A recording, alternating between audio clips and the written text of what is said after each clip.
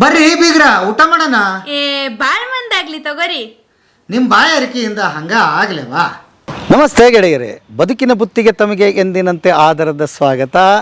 ಈ ದಿವಸ ನಾನು ವಿಶೇಷವಾದ ಕಥೆಯೊಂದಿಗೆ ಬಂದಿದ್ದೀನಿ. ಬರೀ 12 ವರ್ಷದ ಒಬ್ಬ ಹುಡುಗ ಒಂದು ಮಟ್ಟಕ್ಕೆ ಪಟ್ಟ ಏರ್ತಾರೆ, ಅಲ್ಲಿಂದ ಸ್ವಾಮೀಜಿಗಳಾಗ್ತಾರೆ. ಬರೀ 12 ವರ್ಷಕ್ಕೆ ರೀ. ನಾನು ಬರೀ ಇಷ್ಟೇ ಆಗಿದ್ರಿ ಈ ಕತೆ ಹೇಳ್ತಿರ್ಲಿಲ್ಲ. ಅವರು ಇಂಜಿನಿಯರ್ ಆಗಿದ್ದಾರೆ, ಇಂಜಿನಿಯರ್ ಕೆಲಸ ಮಾಡ್ತಾರೆ MNC ಕಂಪನಿಗಳಲ್ಲಿ. ಅದು ಬಿಟ್ಟರೆ ಅದ್ಭುತವಾದ ಕೃಷಿಕ ಅವರು. ಅವ್ರ ತೋಟ ಕೂಡ ನಾನು ನಿಮಗೆ ತೋರಿಸ್ತಾ ಹೋಗ್ತೀನಿ. ಆ ಜರ್ನಿ ಹೇಳಕ್ಕೆ ಬಂದಿದ್ದೀನಿ. ಈಗ ಅವರಿಗೆ ಬರೀ 27 ವರ್ಷ. 27 ವರ್ಷದ ಸ್ವಾಮೀಜಿ ಹೇಗಿರ್ತಾರೆ, ಒಂದು ಇಡೀ ದೊಡ್ಡ ಮಠನ ಹೇಗೆ ನಡೆಸ್ತಾರೆ, ಒಂದು ಇಡೀ ಜನಾಂಗನ ಹೇಗೆ ನಡೆಸ್ತಾರೆ ಅನ್ನೋ ಕುತೂಹಲ ನನಗಿದೆ. ಬನ್ನಿ, ಆ ಸ್ವಾಮೀಜಿ ಕತೆಗೆ ತಮಗೆ ಸ್ವಾಗತ. ಮತ್ತು ಶ್ರೀ ಉದ್ದಾನೇಶ್ವರ ವಿರಕ್ತ ಮಠಕ್ಕೆ ತಮಗೆ ಸ್ವಾಗತ. ಮೂಡುಗೂರು ಅನ್ನೋ ಊರಿದು, ಗುಂಡ್ಲುಪೇಟೆ ತಾಲೂಕಲ್ಲಿದೆ. ಆ ಮಠಕ್ಕೆ ನಾನು ಭೇಟಿ ಕೊಟ್ಟಿದ್ದೀನಿ ಇವತ್ತೆ. ಬನ್ನಿ, ಸ್ವಾಮೀಜಿಗಳ ಕತೆಗೆ ಮತ್ತು ಅವರ ಮಠಕ್ಕೆ ಮತ್ತು ಅವರ ಜೀವನ ಪ್ರೀತಿಯ ಕೃಷಿಗೆ ಮತ್ತು ಅವರ ಇಂಜಿನಿಯರ್ ಕತೆಗೆ ಸ್ವಾಗತ ಗೆಳೆಯರೇ.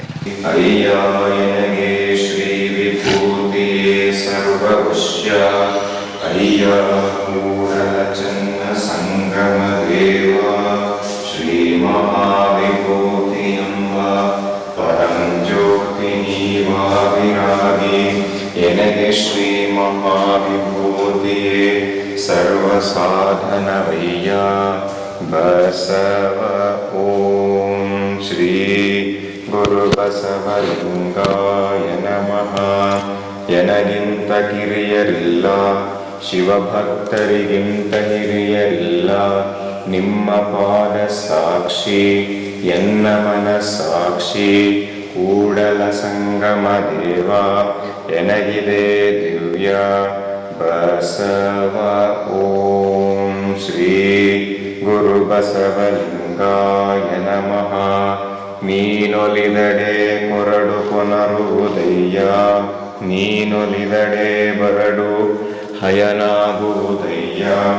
ನೀನೊಲಿದಡೆ ವಿಷವು ಅಮೃತಬಹುದಯ್ಯ. ನೀನೊಲಿದಡೆ ಸಕಲ ಬಗೆ ಪದಾರ್ಥ ಇದರಲ್ಲಿರ್ಪವು ಕೂಡಲ ಸಂಗಮ ದೇವ ಬಸವ. ಓಂ ಶ್ರೀ ಗುರು ಬಸವಲಿಂಗಾಯ ನಮಃ. ಸಾರ ಸಜ್ಜನರ ಸಂಗಲೇಸು ಕಣ್ಣಯ್ಯ, ದೂರ ದುರ್ಜನರ ಸಂಗವದು ಭೃಂಗವಯ್ಯ. ಸಂಗವೆರಡುಂಟು ಒಂದ ಹಿಡಿ ಒಂದ ಬಿಡು, ಮಂಗಳ ಮೂರ್ತಿ ನಮ್ಮ ಕೂಡಲ ಸಂಗನ ಶರಣರ ಬಸವ. ಓಂ ಶ್ರೀ ಗುರು ಬಸವಲಿಂಗಾಯ ನಮಃ. ಜ್ಯೋತಿ ಬೆಳಗುತ್ತಿದೆ ವಿಮಲ ಪರಂ ಜ್ಯೋತಿ ಬೆಳಗುತ್ತಿದೆ. ಮಾತು ಮನಂಗಳಿಂದ ತತ್ತ ಮೀರಿದ ಸಾತಿಶಯದ ನಿರೂಪಾದಿಕ ನಿರ್ಮಲ ಜ್ಯೋತಿ ಬೆಳಗುತ್ತಿದೆ. ವಿಮಲ ಪರಂ ಜ್ಯೋತಿ ಬೆಳಗುತ್ತಿದೆ. ಶಿವನು ಮಮ ಜ್ಯೋತಿ ಬೆಳಗುತ್ತಿದೆ. ವಿಮಲ micro. Yeah, micro still some 8 plans are there. Okay. Here the zinc is also updated, right? For JLB series. Yeah, Sujay. Yeah. Can you check the values because by this time all must be gone, right? So Yeah. I'll retrigger today. I think most of them should go. ನಾನು masters in computer applications MCA ಮಾಡಿದ್ದೀನಿ. ಇಲ್ಲಿ ಮೈಸೂರಿನ NI ಕಾಲೇಜಲ್ಲಿ. ಹೌದಾ? ಅಲ್ಲಿ complete ಆಗಿ ಒಂದು MNC ಕಂಪ್ನಿಯಲ್ಲಿ ಕೆಲಸ ಮಾಡ್ಕೊಂಡಿದ್ದೀನಿ. MNC ಕಂಪ್ನಿಯಲ್ಲಿ ಕೆಲಸ ಮಾಡ್ತಿದ್ದೀರಿ. ಈ ಆಫೀಸ್ಗೆ ಹೋಗ್ತೀರಾ ಅಥವಾ ಈಗ ಹೆಂಗು ಕೋವಿಡ್ ಬಂದು ನನಗೆ ಜಾಯ್ನ್ ಆದಾಗಲೂ ಕೋವಿಡ್ ಇತ್ತು, ಕೋವಿಡ್ ಆಗ್ತಾನೆ ಬಂದಿತ್ತು.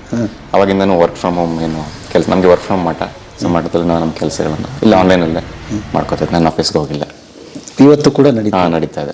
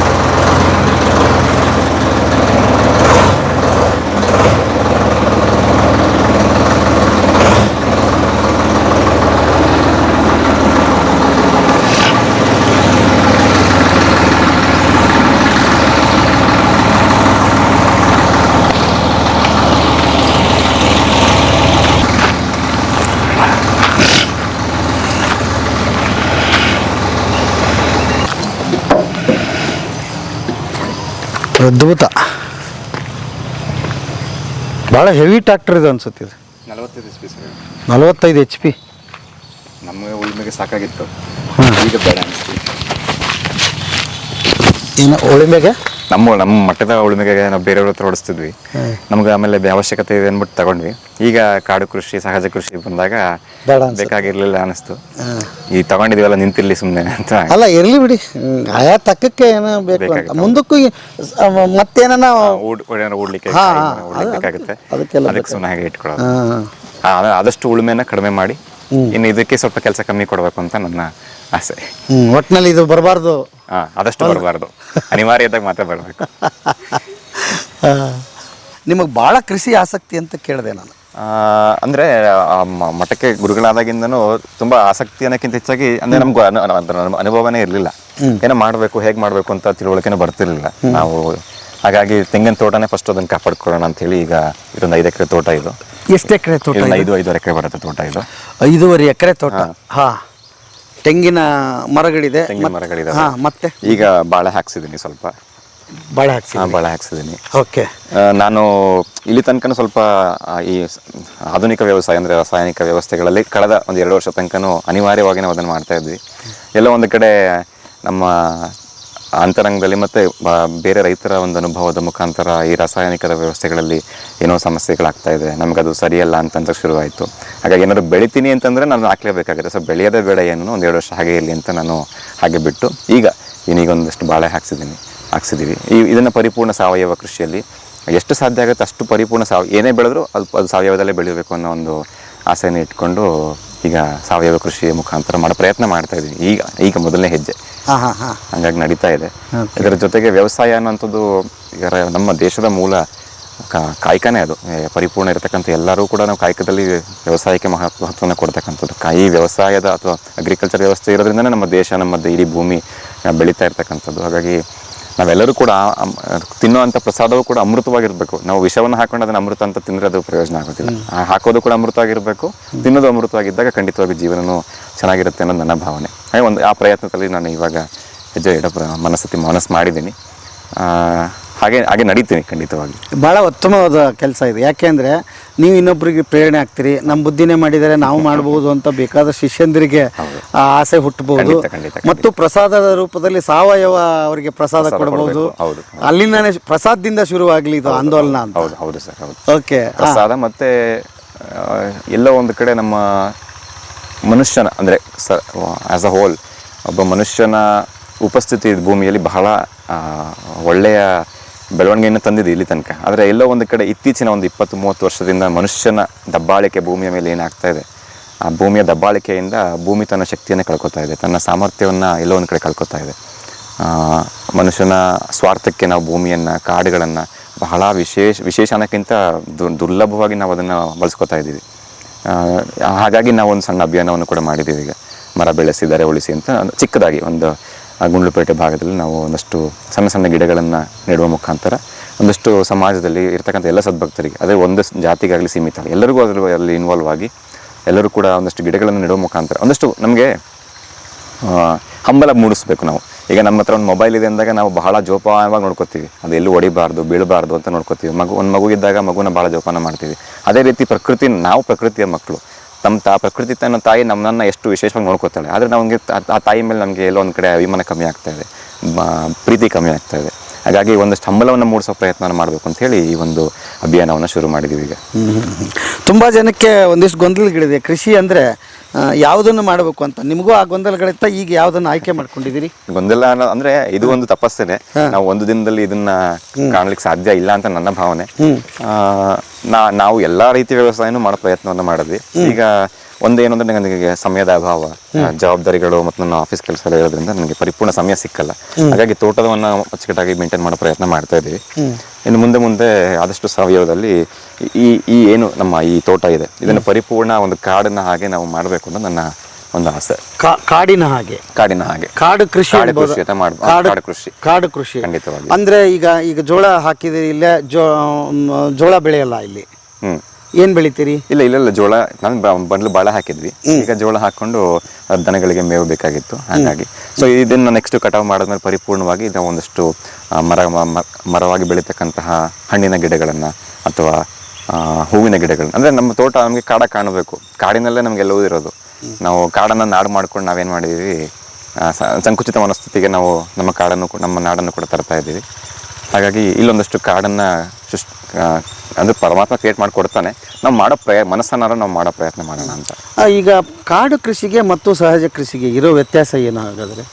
ಸಹಜ ಕೃಷಿಯಲ್ಲಿ ನಾವು ಮತ್ತೆ ಭೂಮಿಯನ್ನು ಉಳ್ತೀವಿ. ಭೂಮಿಯ ಶಕ್ತಿಯನ್ನು ಎಲ್ಲೋ ಒಂದು ಕಡೆ ಅದು ಕಮ್ಮಿ ಮಾಡ್ತಾ ಇರುತ್ತೆ. ಕಾಡು ಕೃಷಿ ಅಂದರೆ ಅಲ್ಲಿ ಹೇಗೆ ಬೆಳೀತು ಹಾಗೆ ಬೆಳೆಯೋ ಮನಸ್ಥಿತಿಯನ್ನು ಬಿಡ್ತೀವಿ. ಅಲ್ಲಿ ಏನಾದ್ರು ಕಳೆಗಳೇನಾದ್ರು ಬಂದರೆ ಅಲ್ಲೇ ತೆಗೆದದನ್ನು ನಾವು ಔಷಧಿ ಸಿಂಪಡಣೆ ಮಾಡೋದನ್ನು ನಾಶ ಮಾಡೋಕ್ಕಿಂತ ಅದನ್ನೇ ಗೊಬ್ಬರವನ್ನಾಗಿ ಕನ್ವರ್ಟ್ ಮಾಡಿಕೊಂಡು ನಾವು ಈ ಅಂದರೆ ನಮ್ಮ ಪ್ರಕೃತಿಯಲ್ಲಿ ಎಷ್ಟು ವಿಶೇಷ ಅಂದರೆ ಒಂದು ಗಿಡ ಇನ್ನೊಂದು ಗಿಡಕ್ಕೆ ಯಾವತ್ತೂ ಸಮಸ್ಯೆ ಮಾಡಲ್ಲ. ಅದ್ರ ಪಾಡ್ಗದು ಬೆಳ್ಕೊಂಡು ಹೋಗುತ್ತೆ, ತನ್ನ ಸಾಮರ್ಥ್ಯ, ತನಗೇನು ಪೌಷ್ಟಿಕಾಂಶ ಸಿಗುತ್ತೆ. ನಾವು ಅದನ್ನೇನು ಮಾಡಿ ನಾವು ದಬ್ಬಾಳಿಕೆ ಮಾಡಿ ಬಹಳ ಬೇಗ ನಮಗೆ ಹಣದ ಆಸೆಯಿಂದ ನಾವೇನು ಮಾಡ್ತೀವಿ, ಬೇಗ ಬೆಳಿಬೇಕು ಅಂತ ಹೇಳಿ ರಾಸಾಯನಿಕಗಳನ್ನು ನಾವೆಲ್ಲವನ್ನು ಹಾಕಿ ನಾವು ಬಹಳ ಹೆಚ್ಚಿನ ರೀತಿಯಲ್ಲಿ ಲಾಭವನ್ನು ಪಡೆಯೋ ಮನಸ್ಥಿತಿನ ಬೆಳೆಸ್ಕೊಂಡು ನಾವು ಮಾಡ್ತೀವಿ. ಆದರೆ ಪ್ರಕೃತಿ ನಮಗೆ ಲಾಭ ಕೊಡಬೇಕಾದಾಗ ಖಂಡಿತವಾಗ್ಲೂ ತಾಯಿ ಕೊಡ್ತಾಳೆ. ನಾವು ಮಾಡೋ ಕೆಲಸನ ಶ್ರದ್ಧೆ ವಹಿಸಿ ಪ್ರಾಕೃತಿಕವಾಗಿ ನಾವು ಅದನ್ನು ಬೆಳೆಸೋ ಪ್ರಯತ್ನ ಮಾಡಬೇಕು ಅಂತ ಹೇಳಿ ನಾವು ಮರದ ಕೃಷಿ. ಅದಕ್ಕೆ ತುಂಬ ವರ್ಷ ತಗೊಳುತ್ತೆ ಅಂತ ಕೇಳ್ಪಟ್ಟಿದ್ದೇನೆ. ಅದು ಅರ್ಜೆಂಟಿಗೆ ನಿಮ್ಮ ನಿಲ್ಕುವಂಥದ್ದಲ್ಲ. ಈಗ ಪ್ಲ್ಯಾನ್ ಮಾಡಿದರೆ 5 ವರ್ಷಕ್ಕೋ 10 ವರ್ಷಕ್ಕೋ, ಕಡಿಮೆ ಅಂದರೂ 10-15 ವರ್ಷ ಬೇಕಾಗ್ಬೋದು. ಆದರೆ ಇವಾಗ ಮಿಯಾವಾಕಿ ಮೆಥಡ್ ಅಂತ ಒಂದು ಮೆಥಡ್ ಇದೆ. ಆ ಮಿಯಾವಾಕಿ ಮೆಥಡನ್ನು ನಾವು ಇಂಪ್ಲಿಮೆಂಟ್ ಮಾಡೋ ಪ್ಲಾನ್ ಮಾಡ್ತಾ ಇದೀವಿ. ಅಲ್ಲಿ ಹೇಗೆ ಅಂದರೆ ನಾವು ಯೂಶ್ವಲಿ ಒಂದು ತೋಟವನ್ನು ಮಾಡ್ಬೇಕಾದ್ರೆ ನಾವೇನು ಮಾಡ್ತೀವಿ, 20 ಅಡಿ 30 ಅಡಿ ಅಗಲದಲ್ಲಿ ನಾವು ಆ ಸ್ಪ್ಯಾನಲ್ಲಿ ನಾವು ಗಿಡಗಳನ್ನು ನೆಡ್ತೀವಿ. ಮಿಯಾವಾಕಿ ಮೆಥಡಲ್ಲಿ ಹೇಗೆ ಅಂದರೆ ನಾವು ಒಂದು 3 ಅಡಿ ಅಥವಾ 2 ಅಡಿ ಒಳಗಡೆ ನಾವು ಗಿಡವನ್ನು ನೆಟ್ಟಾಗ ಏನಾಗುತ್ತೆ, ಒಂದಕ್ಕೊಂದು ಕಾಂಪಿಟೇಷನ್ ಮೇಲೆ ಗಿಡಗಳು ಬೆಳಕ್ಕೆ ಶುರು ಮಾಡುತ್ತೆ. ಅದಕ್ಕೆ ನಾವೇನು ಹೆಚ್ಚಿನ ಹಣ ಖರ್ಚು ಮಾಡೋ ಅವಶ್ಯಕತೆ ಇಲ್ಲ.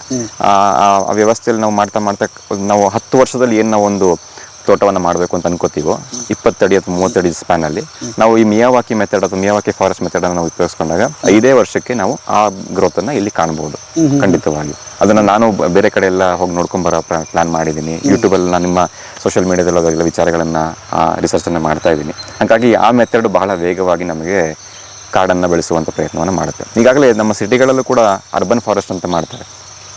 ದೊಡ್ಡ ಸಿಟಿಯಲ್ಲಿ ಮಧ್ಯೆ ಒಂದು ಸಣ್ಣ ಕಾಡನ್ನು ಮಾಡೋ ಪ್ರಯತ್ನ ಮಾಡ್ತಾರೆ. ಅದೆಲ್ಲದರಲ್ಲೂ ಈ ಮಿಯಾವಾಕಿ ಮೆಥಡನ್ನು ಯೂಸ್ ಮಾಡ್ಕೊಂಡು ಮಾಡುವಂಥದ್ದು ಬಹಳ ಅದ್ಭುತವಾದಂತಹ ಒಂದು ಕಾನ್ಸೆಪ್ಟ್. ನೀವು ನಿನ್ನೆ ಚಂದ್ರಶೇಖರ್ ಅವರು ತೋಟ ನೋಡ್ತಿದ್ರಿ, ಏನು ಅನಿಸ್ತು? ಬಹಳ ಅದ್ಭುತವಾದಂತಹ ಒಂದು ಕಾಯಕ ಅದು. ಅದನ್ನು ನನ್ನ ಮಾತಿನಲ್ಲಿ ವರ್ಣಿಸ್ಲಿಕ್ಕೆ ನನಗಂತೂ ಈಗಲೂ ಬಂದೊಂದು ದಿನ ಆದರೂ ಇನ್ನೂ ನನಗೆ ಅದರ ಅನುಭವ ಬರುತ್ತೆ. ಅಂದರೆ ಮಾತಿನಲ್ಲಿ ಹೇಳುವಷ್ಟು ಅನುಭವ ನನಗೆ ಬರ್ತಾ ಇಲ್ಲ.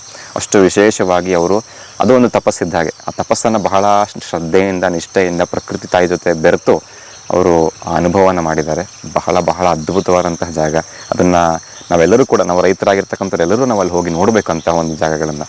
ಅಂದರೆ ಆ ಭೂಮಿಗೆ ನಾವು ಅವಕಾಶ ಕೊಟ್ಟರೆ ತನ್ನಂತಾನೇ ಅದು ಆ ಶಕ್ತಿಯನ್ನು, ಆ ಸ್ಫೂರ್ತಿಯನ್ನು ತುಂಬಿಕೊಂಡು ಆ ಆ ಮರಗಳು ಗಿಡಗಳು ಬೆಳೆಯೋದನ್ನು ನಾವು ಕಂಡಾಗ ನಾವೆಲ್ಲ ಒಂದು ಕಡೆ ಎಲ್ಲವನ್ನು ಮರೆತು ನಾವು ಬರೀ ದುಡ್ಡಿನ ಆಸೆಗೋಸ್ಕರ ನಾವು ಒಂದು ರೀತಿಯ ಬೆಳೆಯನ್ನು ಬೆಳೆಯೋ ಪ್ರಯತ್ನವನ್ನು ಮಾಡ್ತಾ ನಮ್ಮ ಭೂಮಿಯನ್ನು ಹಾಳು ಮಾಡ್ಕೋತಾ ಇದ್ದೀವಿ, ನಮ್ಮ ಮನಸ್ಥಿತಿಯನ್ನು ಕೂಡ ಹಾಳು ಮಾಡ್ಕೋತಾ ಇದ್ದೀವಿ. ಅಲ್ಲಿ ನೋಡಿದಾಗ ಎಷ್ಟು ಅದ್ಭುತವಾದಂಥ ವೈವಿಧ್ಯಮಯವಾಗಿರ್ತಕ್ಕಂಥ ಕಾಡನ್ನು ಸೃಷ್ಟಿ ಮಾಡಿದ್ದಾರೆ.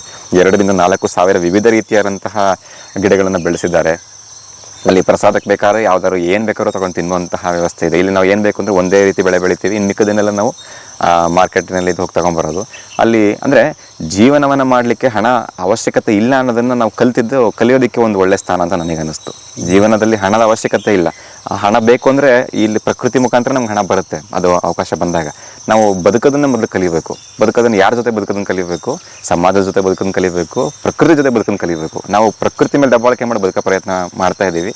ಅದೆಲ್ಲೋ ಒಂದು ಕಡೆ ತುಂಬ ಕೆಟ್ಟ ಮಾರ್ಗದಲ್ಲಿ ನಡೀತಿದ್ದೇನೆ ಅಂತ ನನ್ನ ಭಾವನೆ. ಓಕೆ, ಈಗ ಆ ಥಾಟ್ ಪ್ರೊಸೆಸ್ ನಿಮ್ಮ ಒಳಗಡೆ ನಡೀತಾ ಇದೆ, ಇಲ್ಲಿ ಹಾಗಾಗಲಿ ಅಂತ? ಖಂಡಿತವಾಗಿ. ಯಾಕೆಂತಂದರೆ ಈಗ ರೈತರಿಗೆ ಬಹಳ ಕುತೂಹಲ ಇದೆ. ನಾವು ಅಂದರೆ ವ್ಯವಸಾಯ ಮಾಡಬೇಕು ಅನ್ನೋ ಹಂಬಲ ಇದೆ. ರೈತರಿಗೆ ವ್ಯವಸಾಯ ಬಿಟ್ಟು ಬೇರೆ ಏನೋ ಆಪ್ಷನ್ ಇಲ್ಲ.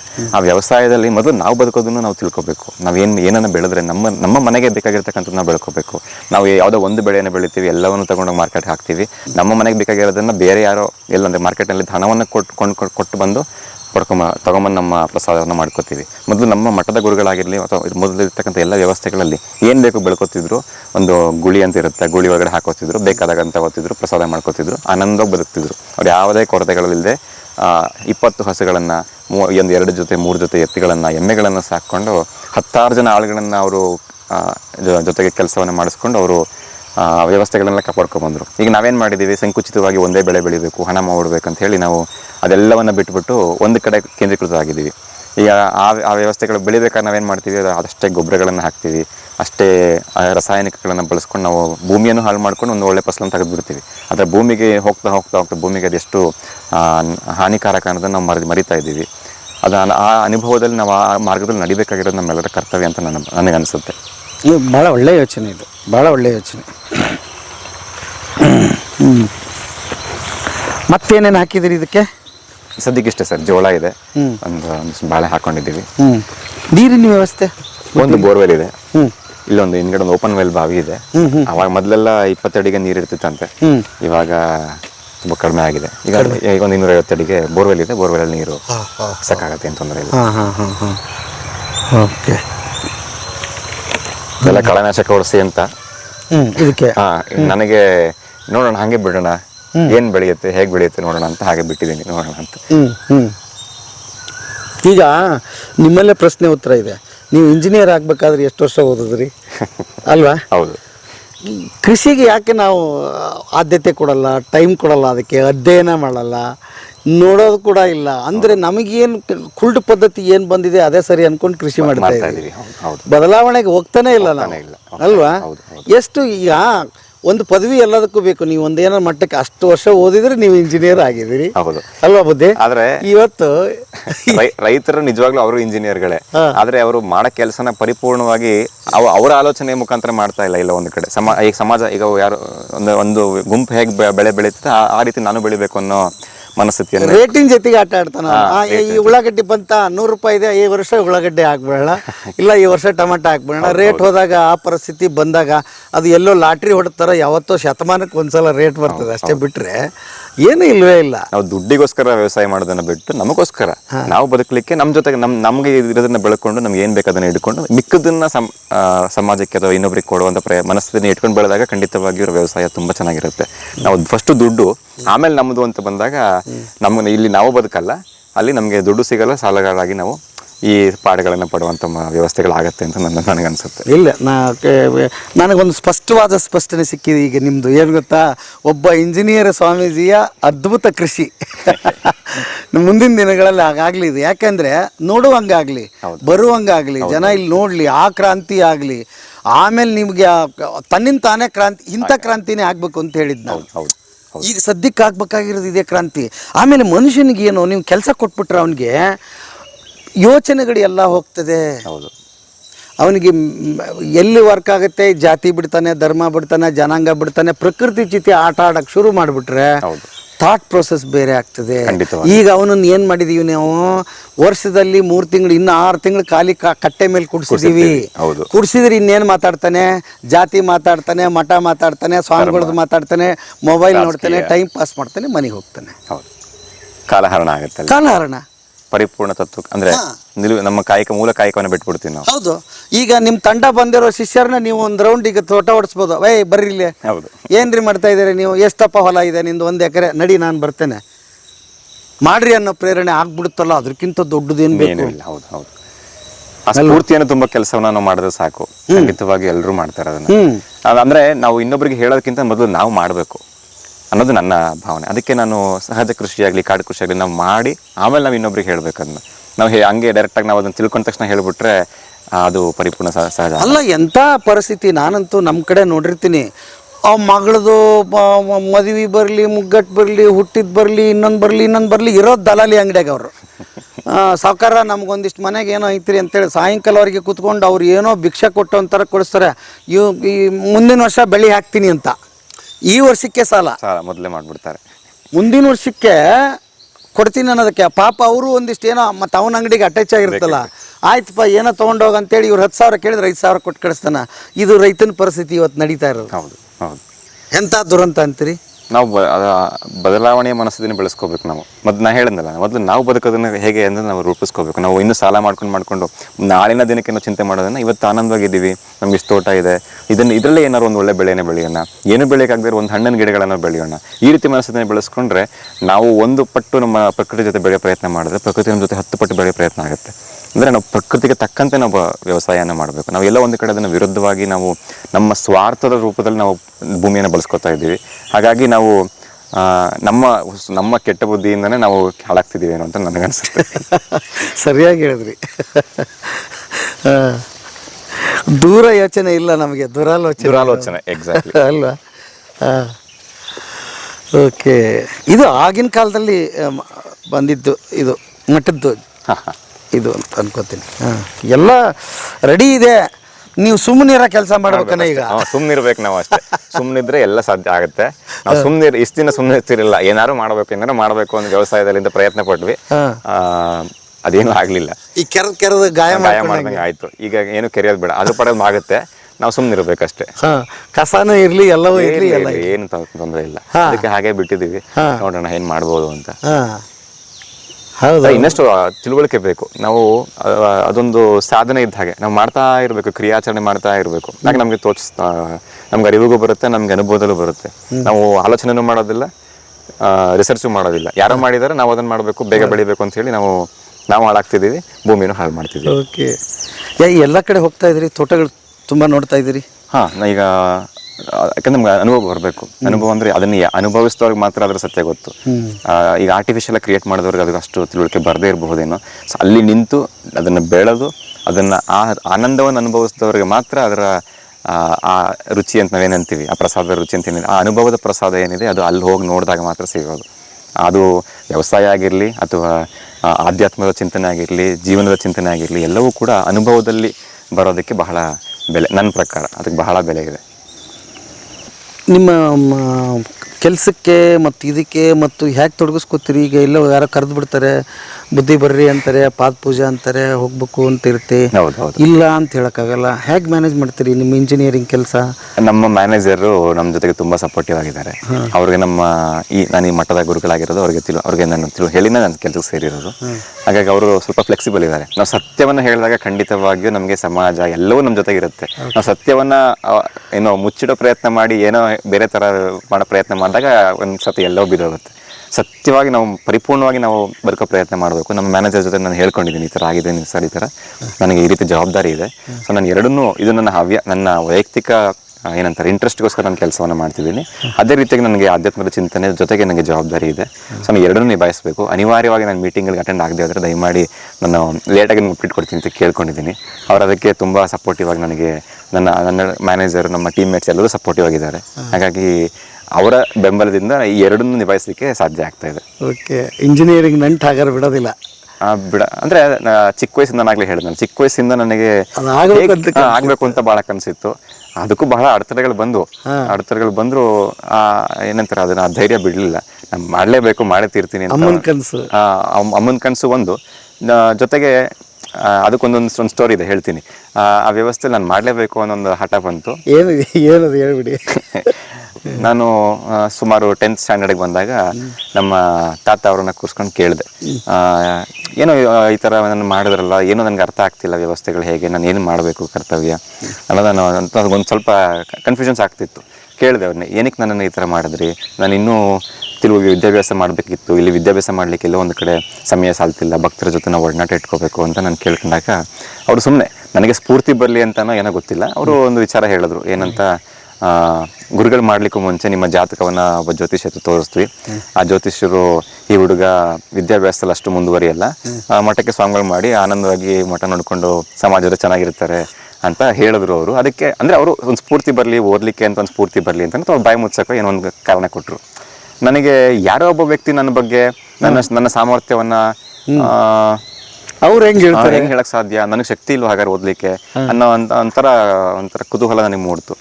ಆಗ ನಾನು ನನ್ನಲ್ಲೇ ನಾನೊಂದು ಚಾಲೆಂಜ್ ತಗೊಂಡೆ.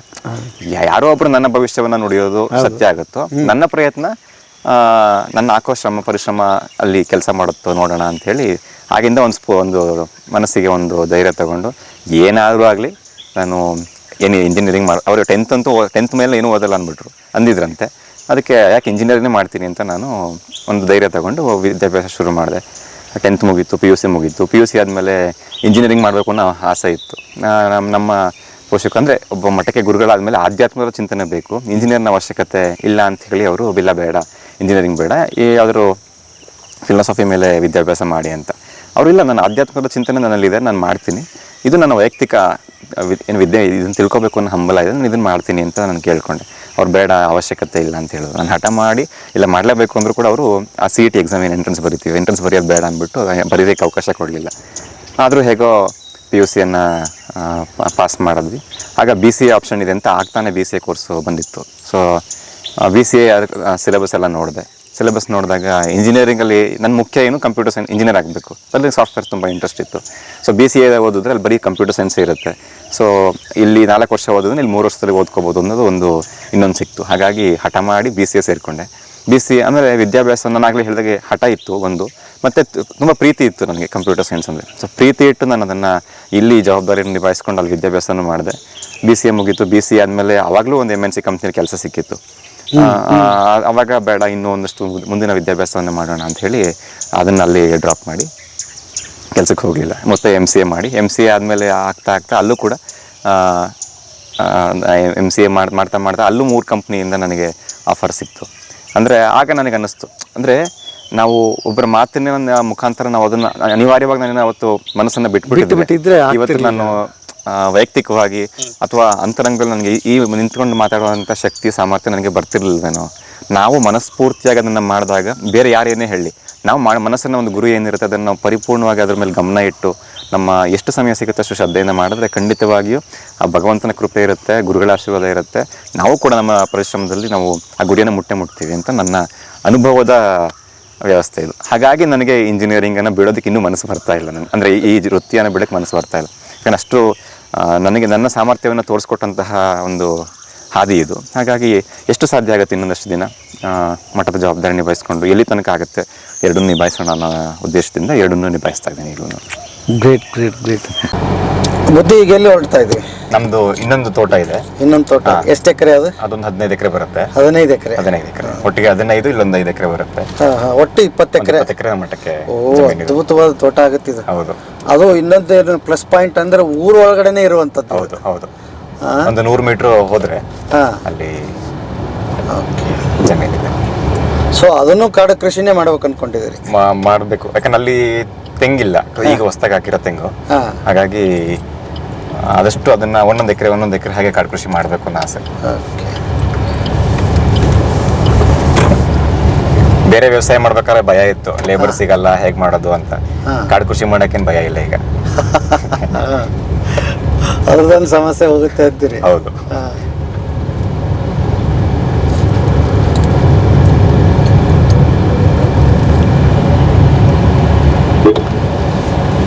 ನಮ್ಮ ಹತ್ರ ಒಂದು 4-5 ಹಸುಗಳಿದ್ದಾವೆ. ಹಸುಗಳಿದೆಯಾ? ಒಂದೆರಡು ನಾಟಿ ಹಸು ಇದ್ದಾವೆ. ಒಂದು ಗಿರ್ ಹಸು ಇವಾಗ ತೆನೆಯಾಗಿದೆ. ಮಠಕ್ಕೆ ಬಳಸ್ತೀರನ? ಮಠಕ್ಕೆ ಹಾಲು ಮೊಸರು ಎಲ್ಲ. ನನಗೆ ನಾಡ ಹಸು ಸಾಕ್ಬೇಕು ಅಂತ ಬಹಳ ಆಸೆ. ಅದರ ರುಚಿ ಮತ್ತೆ ಏನೋ ಒಂಥರ ವಿಶೇಷ ಅವು. ಮತ್ತೆ ಒಂದಷ್ಟು ವಿಭೂತಿ ಗಟ್ಟಿ ತಯಾರು ಮಾಡ್ಲಿಕ್ಕೆ ನಾಡಸುನ ಸಗಣಿ ಬಹಳ ಬೇಕಾಗತ್ತೆ. ಹಾಗಾಗಿ ಅದನ್ನು ಮಾಡೋ ಪ್ರಯತ್ನದಲ್ಲಿದ್ದೀನಿ.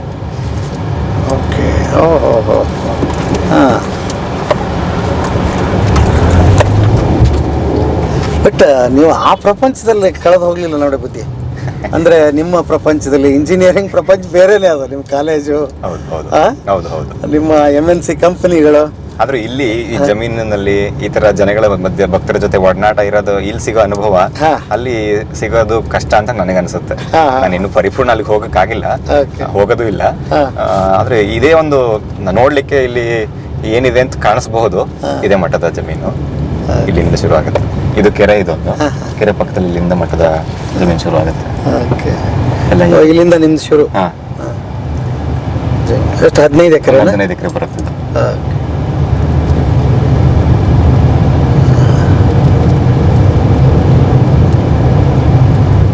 ಇಲ್ಲ ಸೈಡ್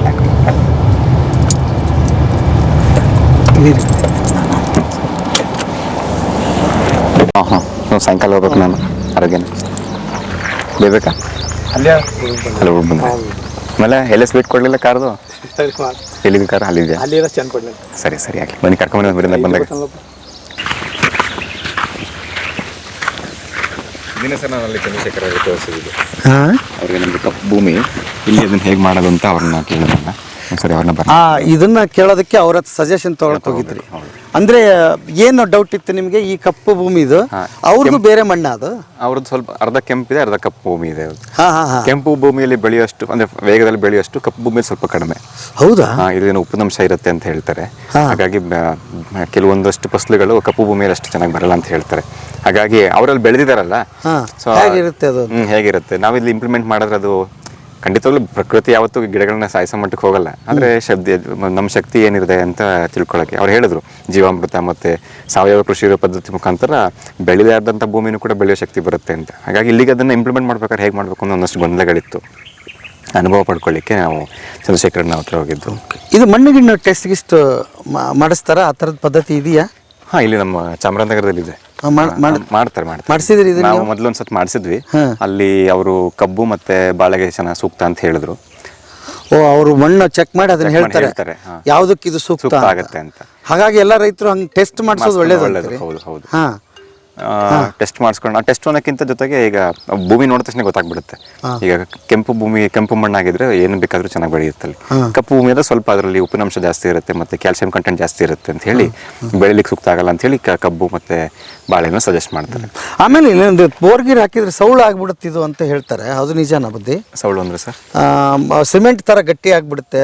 ಇಲ್ಲ ಆ ಥರ ಏನು ಕೆಳಗಡೆ ಉಪ್ಪಿನಾಂಶ ಅಂದ್ರೆ ಕ್ಯಾಲ್ಸಿಯಂ ಕಂಟೆಂಟ್ ಬೋರ್ನಿಂದ ಮೇಲೆ ಬರುತ್ತಲ್ಲ ಅದು ಒಂದಷ್ಟು ಆಗೋದುಂಟು. ಅದಕ್ಕೆ ನಾವೇನ್ ಮಾಡ್ತೀವಿ ಇದನ್ನ ಫಿಲ್ಟರ್ ಹಾಕೊಂತೀವಲ್ಲ ಬೋರ್ವೆಲ್ ಹತ್ರ ಫಿಲ್ಟರ್ ಹಾಕೊಂಡು ಆ ಫಿಲ್ಟರ್ ಅದನ್ನ ಶೇಖರಣೆ ಮಾಡ್ಕೊಂಡು ಅದನ್ನ ಡಿಸ್ಪೋಸ್ ಮಾಡ್ಬಿಡೋದಷ್ಟೇ. ಹಾಗಾಗಿ ನೀರು ಪ್ಯೂರಿಫೈ ಆಗಿ ಈ ಕಡೆ ಬರುತ್ತೆ. ಓ ಹಂಗಾಗೋದ್ರಿಂದ ತೊಂದರೆ ಇಲ್ಲ. ಓಕೆ. ಈಗ ಇದು ಬಾರ್ಡರ್ ಇಲ್ಲಿಂದ ಹಿಡಿದು ಎಲ್ಲಿವರೆಗೆ ಇದೆ ಪೂರ್ತಿ? ಅಲ್ಲಿಂದ ನಮ್ದೇನೆ. ಓ ಅಲ್ಲಿಂದ ನಮ್ದು ನಮ್ಗೇನಂದ್ರೆ ನಮ್ಗೆ ಹಸುಗಳನ್ನ ಸಾಕ ಕೃಷಿ ಜಾಸ್ತಿ. ಹಾಗಾಗಿ ನಾವೇನು ಯೋಚನೆ ಮಾಡಿದ್ವಿ ಇದು 15 ಎಕರೆ ಎಲ್ಲಾನು ಮಾಡ್ಲಿಕ್ಕೆ ಆಗಲ್ಲ. ಒಂದು 5 ಎಕರೆ ಡಿವೈಡ್ ಮಾಡ್ಕೊಂಡು ಅಂದ್ರೆ ಈ ಸೋಲಾರ್ ಮುಖಾಂತರ ಒಳಗಡೆ ಮಾತ್ರ ಫಸಲು ಮಾಡಿ ಇಲ್ಲಿ ಮಾಳ ಬಿಟ್ಟು ಹಸುಗಳಿಗೆ ನಾವೆಂಗೆ ಫ್ರೀಯಾಗಿ ತಿನ್ಬೇಕು ಅಂತೀವಿ ಹಂಗೆ ದನಗಳು ಚೆನ್ನಾಗಿ ತಿರ್ಗಾಡ್ಕೊಂಡು ಮೇದ್ರೆ ಅವು ಖುಷಿಯಿಂದ ಚೆನ್ನಾಗೂ ತಿಂತವೆ ಮತ್ತೆ ಒಳ್ಳೆ ಹಾಲಿನ ಕರು ಕೂಡ ಕೊಡ್ತವೆ. ಆ ಉದ್ದೇಶಕ್ಕೆ ಇದನ್ನ ಡಿವೈಡ್ ಮಾಡಿದ್ವಿ. ಈಗ ಇದೆಲ್ಲ ಬರೀ ತೆಂಗಿಯ ನೀವು ಹಾಕಿರೋದು? ಎಲ್ಲ ತೆಂಗು ಹಾಕಿ ಕಾಣಿಸ್ತಾ ಇರೋದಿಲ್ಲ. ಹೌದು. ಓಕೆ. ತೆಂಗಾದ್ರೆ ಸ್ವಲ್ಪ ಮೇಂಟೆನೆನ್ಸ್ ಕಡಿಮೆ ಇರಬಹುದು ಅಂತ ಇದನ್ನ ಹಾಕಿ. ಎಷ್ಟು ವರ್ಷದ ಮರ ಬುದ್ಧಿ? ಇದೆಲ್ಲ ಹಾಕಿ 10 ವರ್ಷದ ಮೇಲೆ ಆಗಿದೆ ಸರ್. 10 ವರ್ಷದ ಮೇಲೆ ನಮ್ದು ಸ್ವಲ್ಪ ಮೇಂಟೆನೆನ್ಸ್ ಕಡಿಮೆ ಆಯ್ತು. ಹೌದಾ? ಮತ್ತೆ ಇದು ಏನಾಗುತ್ತೆ ಈ ಜನವರಿ ಫೆಬ್ರವರಿ ಟೈಮಲ್ಲಿ ಈ ಹುಲ್ಲೆಲ್ಲ ಫುಲ್ ಒಣಗೋಗಿರುತ್ತೆ. ಆಕಸ್ಮಿಕವಾಗಿ ಎಲ್ಲೋ ಆ ಕಡೆಯಿಂದ ಬೆಂಕಿ ಬಂದು ಏನಾಯ್ತು ಒಂದಷ್ಟು ಡ್ರಿಪ್ ಸುಟ್ಟೋಗ್ಬಿಡ್ತು.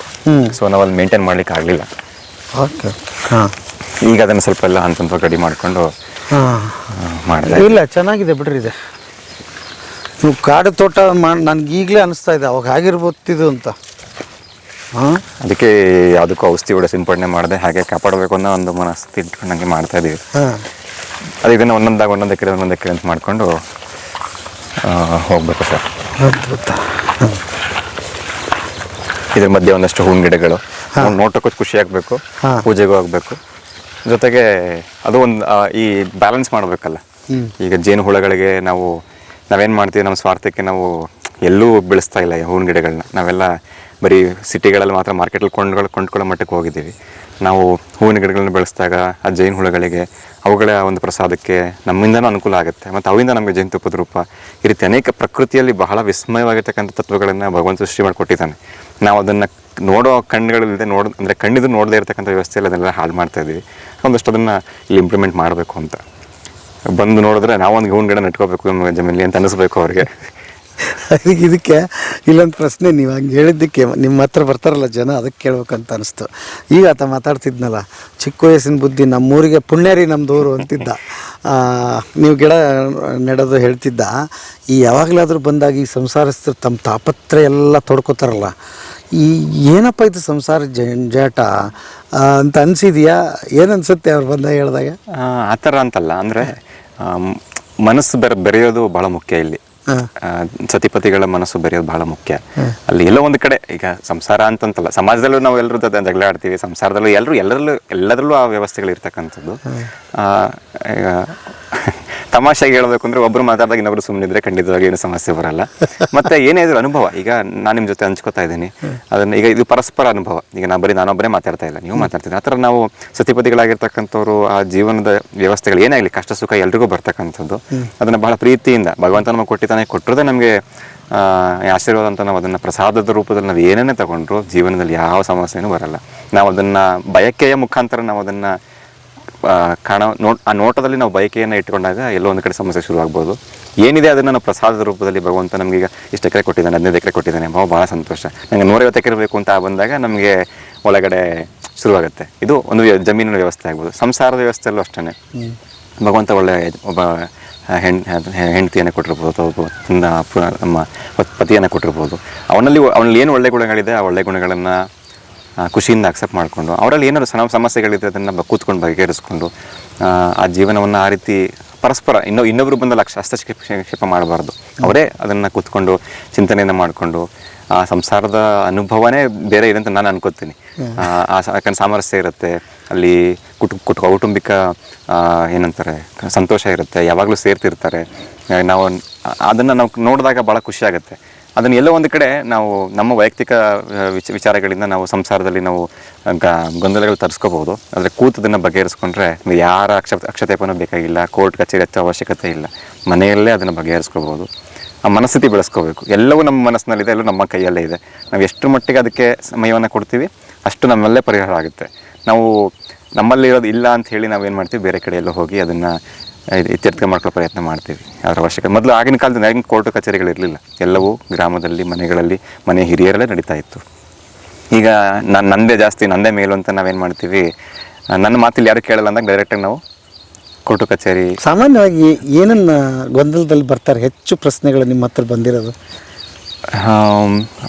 ಕೆಲವು ತಾಯಂದ್ರಲ್ಲಿ ಗೊಂದಲ ಏನು ಅಂದರೆ, ಅವರ ಯಜಮಾನರು ಈ ಮೌಢ್ಯ ವ್ಯಸನಗಳಿಗೆ ಮುಕ್ತರಾಗಿದ್ದನ್ನು ಅವ್ರು ಬಹಳ ಹೇಳ್ಕೊತಾರೆ. ಈ ಥರ ನಮ್ಮ ಯಜಮಾನ್ರು ಈ ಥರ ಅಭ್ಯಾಸ ಮಾಡ್ಕೊಂಡ್ಬಿಟ್ಟಿದ್ದಾರೆ, ಅದನ್ನು ಹೇಗಾರು ಮಾಡಿ ಅವರಿಗೆ ತಿಳುವಳಿಕೆ ಹೇಳಿ ಅಂತ ಕೇಳ್ಕೊತಾರೆ ತಾಯಂದರು. ಅವರ ಪರಿಸ್ಥಿತಿಯನ್ನು ನೋಡಿದಾಗ ನಮಗೆ ಅಷ್ಟೇ ನೋವಾಗುತ್ತೆ. ಅಂದರೆ ನಮ್ಮ ಬಸವಣ್ಣವ್ರು ಹೇಳ್ತಾರೆ, ಕೂಡಲ ಸಂಗಮ ದೇವನ ಒಲಿಸಲು ಬಂದ ಪ್ರಸಾದ ಕಾಯವ ಕೆಡಿಸಲಾಗದು ಅಂತ. ಅಂದರೆ ಈ ನಾವೆಲ್ಲರೂ ಈ ಭೂಮಿ ಮೇಲೆ ಈ ಅನೇಕ ಪ್ರಾಣಿಗಳಿದ್ದಾವೆ, ಪಕ್ಷಿಗಳಿದ್ದಾವೆ, ಅದರ ಜೊತೆಗೆ ನಾವು ಮನುಷ್ಯರಾಗಿ ಹುಟ್ಟಿದ್ದೀವಿ. ನಮಗಿರ್ತಕ್ಕಂಥ ಬುದ್ಧಿಶಕ್ತಿ ಅಥವಾ ತಿಳುವಳಿಕೆ ಅಥವಾ ಅನುಭವವನ್ನು ಹೇಳ್ಕೊಳ್ಳುವಂಥ ಶಕ್ತಿ ಪ್ರಾಣಿಗಳಿಗಿಲ್ಲ. ಅಂದರೆ ಭಗವಂತನನ್ನು ಒಲಿಸ್ಲಿಕ್ಕೋಸ್ಕರ ಅಥವಾ ಪರಮಾತ್ಮನ ಅನುಭವಿಸ್ಲಿಕ್ಕೋಸ್ಕರ ಬಂದಿರತಕ್ಕಂಥ ದೇಹ ಅಂತ ನಮ್ಮ ಶರಣರು ಹೇಳ್ತಾರೆ. ಅಂದರೆ ಅಷ್ಟು ಪವಿತ್ರವಾಗಿರ್ತಕ್ಕಂಥ ದೇಹ ಇದು. ಅದನ್ನು ನಾವು ಬಹಳ ಜೋಪಾನವಾಗಿ ಆರೋಗ್ಯಕರವಾಗಿ ಒಳ್ಳೆ ವಿಚಾರಗಳನ್ನು ತುಂಬಿಕೊಂಡು ನಾವು ಅದನ್ನು ಎಷ್ಟು ಚೆನ್ನಾಗಿ ಇಟ್ಕೋತೀವೋ ಅಷ್ಟು ನಮಗೆ ಅದರ ಪ್ರತಿಫಲ ಸಿಗುತ್ತೆ. ಎಲ್ಲೋ ಒಂದು ಕಡೆ ನಮ್ಮ ಸಂಘದ ಸಹವಾಸದ ದೋಷಗಳಿಂದ ಇರ್ಬೋದು, ಅಥವಾ ಯಾವುದೋ ಒಂದು ಗೊಂದಲದ ಸಮಸ್ಯೆಗಳಲ್ಲಿ ಯಾವುದೋ ಒಂದು ಸಮಯದಲ್ಲಿ ನಾವು ವ್ಯಸನಕ್ಕೆ ಈಡಾದಾಗ ಅದೇನು ಮಾಡುತ್ತೆ, ನಮ್ಮ ಮನಸ್ಸಲ್ಲಿಗೆ ಎಳಿತಾ ಇರುತ್ತೆ. ಹಾಗಾಗಿ ಈ ವ್ಯವಸ್ಥೆಗಳಿಂದ ನಾವು ಆದಷ್ಟು ದೂರ ಇರಬೇಕು. ನಮ್ಗೆ ಅದರ ಅವಶ್ಯಕತೆ ಇಲ್ಲ. ನಿಜವಾಗ ಅದನ್ನು ಸೇವನೆ ಮಾಡಿದಾಗ ಆನಂದ ಆಗೋದಿಲ್ಲ. ಈ ರೀತಿ ಪ್ರಕೃತಿ ಮಧ್ಯೆ ನಿಂತ್ಕೊಂಡು ನಾವು ಅದನ್ನು ಚಿಂತನೆ ಮಾಡೋದು, ಒಬ್ಬರ ಜೊತೆ ಒಬ್ಬರು ನಾವು ಸಂವಾದ ಮಾಡಿದಾಗ, ಅನುಭವ ಮಾಡಿದಾಗ ಸಿಗೋ ಅನುಭವ ಅದು ಯಾವುದ್ರ ಮುಂದೆ ಇದಕ್ಕರ ಬೆಲೆ ಅದು ಯಾವುದಕ್ಕೂ ಸಿಗೋದಿಲ್ಲ. ಅದರ ಮೌಢ್ಯ ವ್ಯಸನಗಳಿಂದ ನಾವು ಆದಷ್ಟು ದೂರ ಇರಬೇಕು. ಆದಷ್ಟು ಅಲ್ಲ, ದೂರನೇ ಇರಲೇಬೇಕು. ನಾವು ಯಾವತ್ತೂ ಅದಕ್ಕೆ ಮನಸ್ಸನ್ನು ಏಡ್ ಮಾಡಬಾರ್ದು. ನಾವು ಆದಷ್ಟು ಒಳ್ಳೆ ವಿಚಾರಗಳಿಗೆ ನಾವು ನಮ್ಮ ಮನಸ್ಸನ್ನು, ನಮ್ಮ ಸಮಯವನ್ನು ಕೊಟ್ಟಷ್ಟು ನಮ್ಮ ಜೀವನನೂ ಅಷ್ಟೇ ಚೆನ್ನಾಗಿರುತ್ತೆ. ಬಹುಶಃ ಒಳ್ಳೇದಾಗಿದ್ರೆ ಪ್ರಕೃತಿ ಅದನ್ನು ಕೊಡ್ತಿತ್ತು ನಮಗೆ, ಖಂಡಿತವಾಗಿ. ಕೊಟ್ಟಿಲ್ಲ ಅಂದ್ರೆ ಅದು ಕೆಟ್ಟದ್ದು ಅಂತ. ಹೌದು ಹೌದು ಅಲ್ವಾ, ಸರಳ. ಹಸು ನಿಮ್ಮವು? ನಮ್ಮವು. ಅದ್ಭುತ. ಸ್ವಚ್ಛಂದವಾಗಿ ಓಡಾಡ್ತಾ ಇದೆ.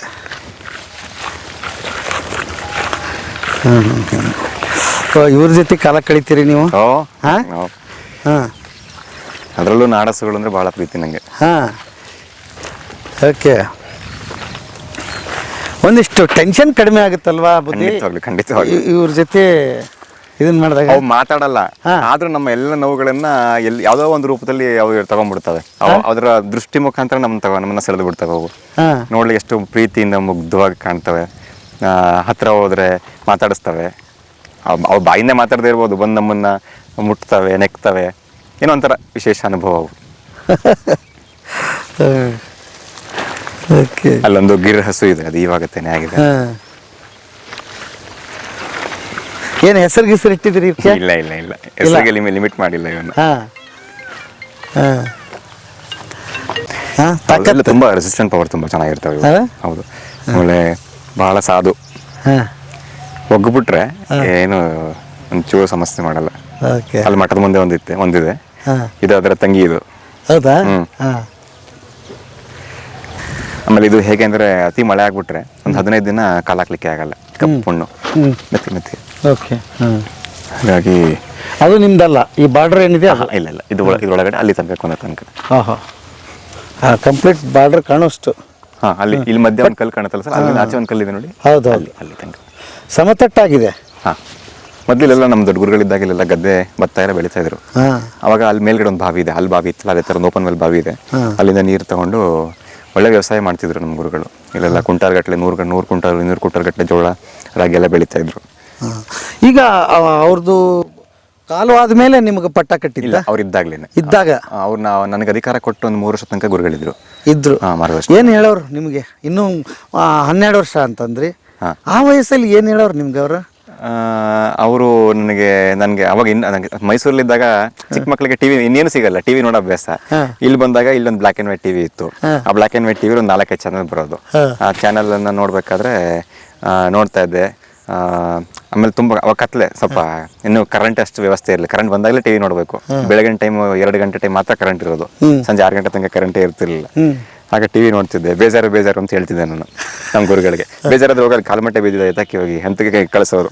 ಅವಾಗ ನಾನು ಅಜ್ಜಿ ಕಂಪ್ಲೇಂಟ್ ಮಾಡ್ತಿದ್ದೆ, ನನ್ನ ಬುದ್ಧಿ ಟಿವಿ ನೋಡಕ್ ಬಿಡಲ್ಲ, ಕಾಲ್ಮಟ್ಟೆ ಎದ್ದಕ್ಕೋ ಅಂತಾರೆ ಅಂತ. ಅಂದ್ರೆ ಈಗ ಅನ್ಸುತ್ತೆ ಅವರು ಸುಮ್ಮನೆ ಕೂತ್ಕೊಳ್ಳೋಕ್ಕಿಂತ ಏನಾರು ಒಂದು ಕಾಯಕ ಮಾಡ್ತಾ ಇದ್ರೆ ನಮ್ಮ ಮನಸ್ಸಲ್ಲಿ ತಲ್ಲೀನಾಗಿರುತ್ತೆ, ಮನಸ್ಸಿಗೆ ಗೊಂದಲ ಬರಲ್ಲ. ಆ ರೀತಿಯಾದಂಥ ಅನುಭವಗಳನ್ನ ಗುರುಗಳು ನಮಗೆ ತುಂಬ ಚಿಕ್ಕದಾಗಿ ಅವರು ಬಾಯ್ಬಿಟ್ಟೆ ನಮ್ಗೆ ಹೇಳ್ಕೊಡ್ತಿರ್ಲಿಲ್ಲ. ಈ ರೀತಿ ಇದನ್ನ ಮಾಡಿ ಹೋಗಿ, ಹಾಗೆ ಮಾಡಿ, ಏನಾದ್ರು ಕೂತ್ಕೊಂಡು ಓದಿ ಅಂತ ಪೂಜೆಗಳಿಗೆಲ್ಲ ಕರ್ಕೊಂಡೋದಾಗ ಭಕ್ತರ ಜೊತೆ ಪರಿಚಯ ಮಾಡಿಸ್ತಿದ್ರು.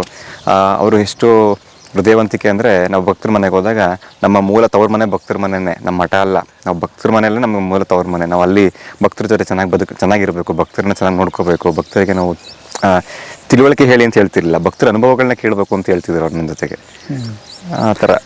ಆಮೇಲೆ ದೈಹಿಕ ಬದಲಾವಣೆಗಳನ್ನ ಹೇಗೆ ನಿಯಂತ್ರಿಸ್ಬೇಕು ಅಂತ ಏನಾದರೂ ಹೇಳಿಕೊಟ್ರ, ಅಥವಾ ಹೇಗೆ ನಿಮ್ಗೆ ಇದು ಬಂದಿತ್ತು? ಅವಾಗ ಇನ್ನೂ ಅಷ್ಟು ಅನುಭವ, ನನಗೆ ಇನ್ನೂ ಅನುಭವ ಇರಲಿಲ್ಲ. ನನಗೆ ಅಂದರೆ ನಾನು ವಿದ್ಯಾಭ್ಯಾಸ ಮೈಸೂರಲ್ಲಿ ಮಾಡ್ತಿದ್ನಲ್ಲ, ರಜೆ ಸಿಕ್ಕಿದಾಗ ನಾನು ರಜಾ ಇದ್ದಾಗ, ಈಗ ವಾರದಲ್ಲಿ 1-2 ದಿನ 3 ದಿನ ರಜೆ ಸಿಕ್ತಾಗೆಲ್ಲ ನಾನು ಮಠಕ್ಕೆ ಬರ್ತಾ ಇದ್ದೆ. ಆಗ ಏಕೆ ಬರಬೇಕಾದ್ರೆ ಪೂಜೆಗಳಿಗೆಲ್ಲ ಕರ್ಕೊಂಡು ಹೋಗೋರು. ಗದ್ದಿಗೆ ಪೂಜೆ ಅನುಷ್ಠಾನಗಳೆಲ್ಲ ಒಂದಷ್ಟು ಹೇಳ್ಕೊಡೋರು. ಮತ್ತು ಹೇಗೆ ಇರಬೇಕು ಅನ್ನೋದನ್ನು ಸುಮ್ಮನೆ ತುಂಬ ಸಂಕ್ಷಿಪ್ತವಾಗಿ, ಪ್ರಾಣಿಗಳ ಜೊತೆ ಹೇಗೆ ಇರಬೇಕು, ಅವು ಭಾಳ ಪ್ರೀತಿಯಿಂದ ನೋಡ್ಕೋಬೇಕು, ಈ ಅನುಭವಗಳನ್ನೆಲ್ಲ ಹೇಳ್ತಾಯಿದ್ರು ಅವರು. ನಮ್ಮ ಮಠದಲ್ಲಿ ಒಂದು 20-30 ಎಮ್ಮೆಗಳಿದ್ದು, ಹಿಂದ್ಗಡೆ ಒಂದು ಊಟದಲ್ಲಿ ತೋರಿಸ್ತೀನಿ. 20-30 ಎಮ್ಮೆಗಳನ್ನ ಸಾಕಿ ಒಂದು 8-10 ರಾಸು ಎತ್ತುಗಳನ್ನು ಇಟ್ಕೊಂಡಿದ್ರು. ಕಾಲಾನಂತರ ವ್ಯವಸ್ಥೆಗಳು ಬದಲಾಗ್ತಾ ಸ್ವಲ್ಪ ಕಷ್ಟ ಆಯಿತು. ಹಾಗಾಗಿ ಇವಾಗ ಇವೇ ನಮ್ಮ ಆಸ್ತಿ ಈಗ. ಹಾಗಾದರೆ ನೀವೇ ಕಂಡುಕೊಂಡಿದ್ದು ನಿಮ್ಮ ದೈಹಿಕ ಆಸಕ್ತಿಗಳನ್ನ? ಹೌದು. ನಾವು ಮತ್ತೆ ಅಕ್ಕಪಕ್ಕದ ಮಠಗಳ ಗುರುಗಳಿದಾರಲ್ಲ, ಅವರ ಅನುಭವ, ಅವ್ರ ಜೊತೆ ಚಿಂತನೆ, ಸಂದರ್ಶನ, ಮತ್ತು ಸ್ವಾಧ್ಯಾಯನ, ಈ ನಮ್ಮ ವಚನ ಸಾಹಿತ್ಯ, ಧರ್ಮಗಳ ಚಿಂತನೆಗಳನ್ನು ಮಾಡ್ತಾ ಒಂದಷ್ಟು ಅನುಭವಗಳು ಬಂತು. ಸಮಯ ಖಂಡಿತವಾಗ್ಲೂ ಸಮಯ ತಗೋತು. ಅಂದರೆ ನಮ್ಮ ಗಮನ ಇಲ್ಲ ವಿದ್ಯಾಭ್ಯಾಸದಲ್ಲಿ ಇರ್ತಿತ್ತು, ಇಲ್ಲ ವ್ಯವಸಾಯದಲ್ಲಿ ಇರ್ತಿತ್ತು, ಇಲ್ಲ ಭಕ್ತರ ಜೊತೆಗೆ ಇರ್ತಿತ್ತು. ಈ ಮೂರಲ್ಲೇ ನಾವು ಪರಿಪೂರ್ಣ ಸಮಯ ಕಳೀತಿದ್ದರಿಂದ ನಮಗೆ ಅಷ್ಟು ಗೊಂದಲಗಳು ಅನಿಸ್ಲಿಲ್ಲ.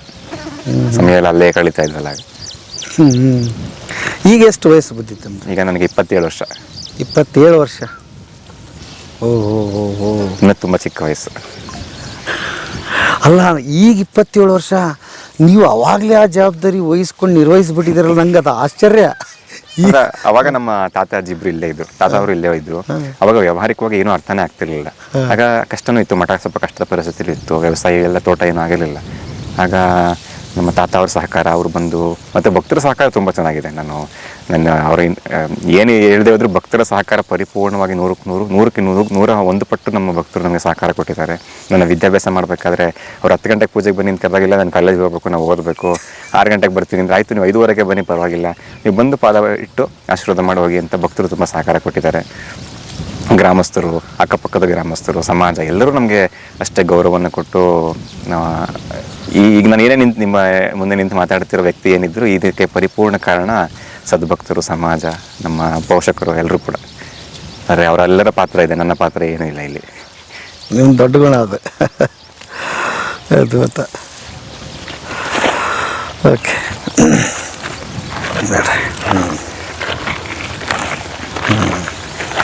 ಅದೇ ಮಠದ್ದು ಸರ್, ಅಲ್ಲಿ ತೆಂಗಿನ ತೋಟ ಕಾಣುತ್ತಲ್ಲ, ಇದೇ ಮಠದ್ದೇ ಅದು. ಅದು ಈಗ ನಾವು ಅಲ್ಲಿ ನಿಂತಿದ್ದು ಅಲ್ಲೇ ಅಲ್ಲಿ ಅಲ್ಲೊಂದು ದೊಡ್ಡ ತೆಂಗಿನ ಮರ ಕಾಣುತ್ತೆ ನೋಡಿ, ಅದರಿಂದ ಒಂದು ಅಲ್ಲಿಂದ ಇಲ್ಲಿಗೆ ಬಂದಿದೆ ಅಷ್ಟೇ. ಮಧ್ಯ ಒಂದಷ್ಟು ಹಣ್ಣು ಈಗ ಹಾಕಿದಿರಿ? ಈಗ ಅಂದ್ರೆ ಒಂದು ವರ್ಷ ಆಯ್ತಿವಲ್ಲ, ಅಂದ್ರೆ ಸ್ವಲ್ಪ ಕಪ್ಪು ಭೂಮಿ ಆಗಿರೋದ್ರಿಂದ ಸ್ವಲ್ಪ ಬೆಳವಣಿಗೆ ಸ್ವಲ್ಪ ನಿಧಾನ ಅಂತ ಹೇಳ್ತಾರೆ. ಬೆಳೆದ ಮೇಲೆ ಚೆನ್ನಾಗಿ ಫಲ ಕೊಡುತ್ತೆ ಅಂತ ಹೇಳ್ತಾರೆ. ಹಾಗಾಗಿ ಒಂದು ಹಂತಕ್ಕೆ ಸುಮ್ಮನೆ ಪ್ರಯತ್ನ ಹಾಕೋದು, ಒಂದಷ್ಟು ಹೋಗ್ತವೆ, ಪುನಃ ಹಾಕೋದು, ಪ್ರಯತ್ನ ಮಾತ್ರ ಬಿಡಬಾರ್ದು ಅಂತ ಮಾಡ್ತಾ ಇದ್ವಿ. ಈಗ ಇದನ್ನೇ ಈಗ ಅವಾಗ ಐಡಿಯಾ ಇರಲಿಲ್ಲ, ತೆಂಗಿನ ತೋಟ ಮಾಡಿಬಿಟ್ಟಿದ್ವಿ. ಈಗ ತೆಂಗಿನ ತೋಟದ ಮಧ್ಯದಲ್ಲಿ ಹೇಗೆ ನಾವು ಕಾಡು ಕೃಷಿ, ಸಹಜ ಕೃಷಿ ಮಾಡ್ಬೋದು ಅಂತ ಒಂದಷ್ಟು ರಿಸರ್ಚ್ ಮಾಡ್ತಾ ಇದೀವಿ. ಮಾಡ್ಬೋದಲ್ಲ ಅವ್ರು ನಿನ್ನೆ ಹೌದು, ಮೊದಲು ತೆಂಗಿನ ತೋಟ ಇತ್ತು, ಈಗ ಅದನ್ನೇ ಅವರು ಅದ್ಭುತವಾದಂಥ ಕಾಡನ್ನು ಮಾಡಿದ್ದಾರೆ. ಅದೇ ಈ ಭೂಮಿಗೆ ತಕ್ಕಂತೆ ಏನು ವ್ಯವಸ್ಥೆಗಳಾಗುತ್ತೆ ನೋಡಿಕೊಂಡು ಅವ್ರನ್ನ ಒಂದ್ಸರಿ ಇಲ್ಲಿ ಆಹ್ವಾನ ಮಾಡಿ ಎಲ್ಲರೂ ಒಂದ್ಸರಿ ತೋರಿಸಿ ಅವರ ಅನುಭವಗಳನ್ನು ನಮ್ಮ ಜೊತೆ ಒಂದಷ್ಟು ರೈತರ ಜೊತೆ ಅದನ್ನು ಹೇಳಿಸಿ ಅದನ್ನು ಒಂದಷ್ಟು ಇಂಪ್ಲಿಮೆಂಟ್ ಮಾಡೋ ಪ್ರಯತ್ನ ಮಾಡ್ಬೇಕು. ಇವಾಗ ಪ್ರಯತ್ನ ಬಿಡಬಾರ್ದು ಅಷ್ಟೇ. ಹೌದು, ನಿರಂತರ ಭೂಮಿಯ ಜೊತೆ ಅಂತೂ ಯಾವತ್ತೂ ನಾವು ಒಂದು ದಿನಕ್ಕೆ ನಿಲ್ಸಕ್ಕಾಗಲ್ಲ, ಪ್ರತಿನಿತ್ಯ ಮಾಡ್ತಾ ಇರಬೇಕು.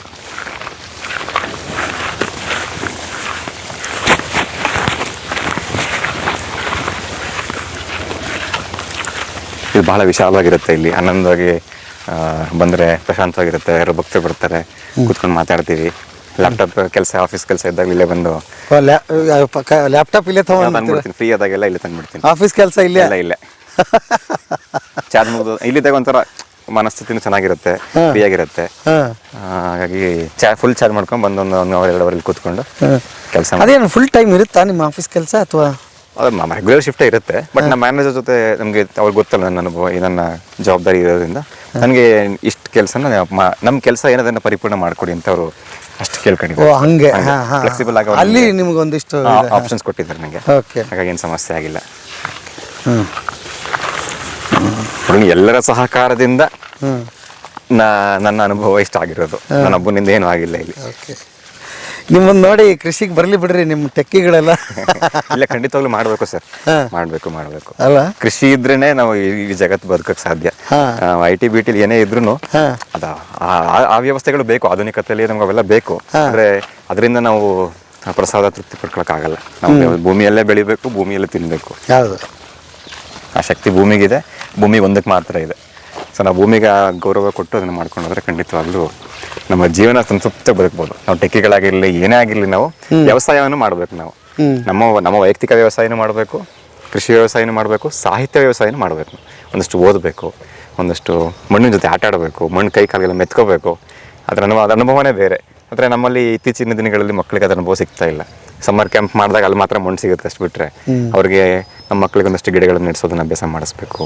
ಒಂದಷ್ಟು ಗಿಡಗಳನ್ನು ಬೆಳೆದಿರೋದನ್ನ ಅಂದರೆ ಮಕ್ಕಳ ಒಂದು ಅಭ್ಯಾಸ ಏನೋ ಕಿತ್ತಾಕಬೇಕು ಅಂತ, ಸುಮ್ಮನೆ ಏನೋ ಚೆನ್ನಾಗಿರೋದನ್ನ ಒಂಚೂರು ಹಾಳು ಮಾಡಿದ್ರೆ ಹೆಂಗಿರುತ್ತೆ ಅಂತ ನಮ್ಮೊಂದು ಕುತೂಹಲ ಇರುತ್ತೆ.